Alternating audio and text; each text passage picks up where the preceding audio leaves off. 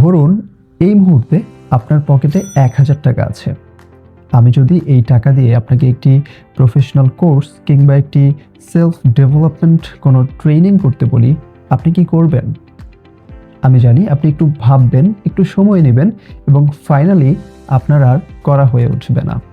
কিন্তু ঠিক আবার আমি আপনাকে যদি এই মুহূর্তে বলি যে চলুন একটু নীলা মার্কেট যাই, হাঁসের মাংস খেয়ে আসি, আপনার ডিসিশন নিতে ২ বার ভাবতে হবে না, কেননা আপনার পকেটে টাকা আছে।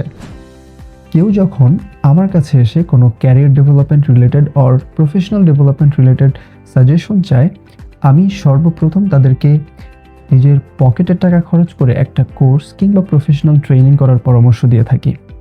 কেননা ২০২৪ সালে আমি নিজের টাকা খরচ করে অনেকগুলো প্রফেশনাল এবং সেলফ ডেভেলপমেন্ট রিলেটেড ট্রেনিং করেছি, যার সুফল আমি এখন পাচ্ছি, ইনশাল্লাহ ভবিষ্যতেও পেতে থাকবো। এবার ডিসিশন নেওয়ার পালা আপনার।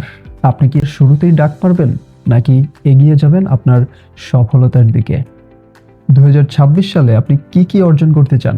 কমেন্টে অবশ্যই লিখে জানাবেন।